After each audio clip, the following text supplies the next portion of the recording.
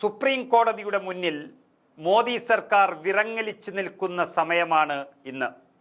അതായത് ഭരണഘടനാ ശില്പി ഡോക്ടർ അംബേദ്കറെ പോലും അപമാനിക്കുന്ന തരത്തിൽ രാജ്യത്തിൻ്റെ അനുവർത്തിച്ചു വരുന്ന കീഴ്വഴക്കങ്ങൾ മാറ്റിയെഴുതി ചീഫ് ജസ്റ്റിസിനെ പോലും പാനലിൽ നിന്നും ഒഴിവാക്കി മോദി സർക്കാർ മുഖ്യ തെരഞ്ഞെടുപ്പ് കമ്മീഷനെ നിയമിച്ചപ്പോൾ രാജ്യം ഞെട്ടലോടെയാണത് നോക്കിക്കണ്ടത്. എന്നാൽ ജ്ഞാനേഷ് കുമാറിനെ മുഖ്യ തെരഞ്ഞെടുപ്പ് കമ്മീഷണറായി നിയമിച്ചതിനെ ചോദ്യം ചെയ്തുകൊണ്ട് സമർപ്പിച്ച ഹർജി സുപ്രീം കോടതി ഇന്ന് പരിഗണിക്കുകയാണ്. ഈ നിമിഷം എല്ലാ കണ്ണുകളും സുപ്രീം കോടതിയിലേക്കാണ്. ചീഫ് ജസ്റ്റിസിനെ മാറ്റിയത് അംഗീകരിക്കാൻ കഴിയില്ല എന്ന് കോടതി പറഞ്ഞാൽ നരേന്ദ്രമോദിയും അമിത്ഷായും തലയിൽ മുണ്ടിട്ട് നടക്കേണ്ടി വരും. എല്ലാം തങ്ങളുടെ ചൊൽപ്പടിക്കാക്കാനുള്ള മോദി സർക്കാരിൻ്റെ നീക്കങ്ങൾക്കായിരിക്കും അത് തിരിച്ചടിയാകുന്നത്.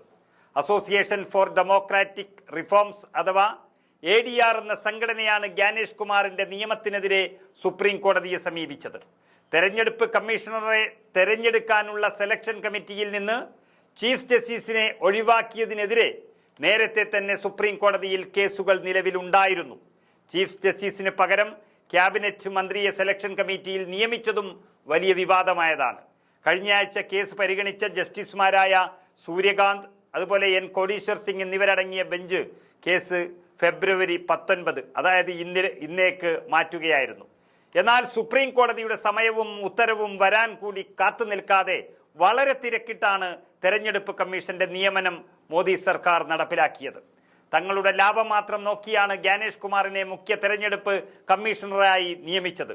അതോടെയാണ് ഹർജി പരിഗണിക്കുന്നതിന് മുന്നോടിയായി തിടുക്കപ്പെട്ട് മുഖ്യ തെരഞ്ഞെടുപ്പ് കമ്മീഷണറായി ജ്ഞാനേഷ് കുമാറിനെ നിയമിച്ചതെന്ന ഹർജി സുപ്രീം കോടതിയിൽ എത്തിയിരിക്കുന്നത്. ഈ നിയമനം സുപ്രീം കോടതി വിധിയുടെ ലംഘനമാണെന്ന് ADR അഭിഭാഷകൻ വളരെ വ്യക്തമായി കോടതിയിൽ പറഞ്ഞു കഴിഞ്ഞു.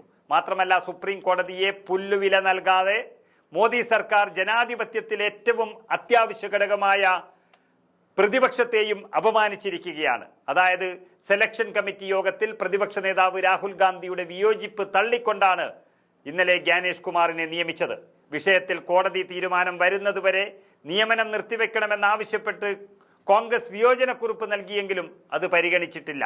രാജ്യത്തെ 26ാമത്തെ മുഖ്യ തെരഞ്ഞെടുപ്പ് കമ്മീഷണർ എന്ന നിലയിൽ ഈ വർഷം അവസാനം നടക്കുന്ന ബീഹാർ നിയമസഭാ തെരഞ്ഞെടുപ്പിലും 26-ൽ നടക്കുന്ന കേരളം, തമിഴ്നാട്, ബംഗാൾ, പുതുച്ചേരി, അസം നിയമസഭാ തെരഞ്ഞെടുപ്പുകൾക്കും മേൽനോട്ടം വഹിക്കുക ജ്ഞാനേഷ് കുമാർ ആയിരിക്കും.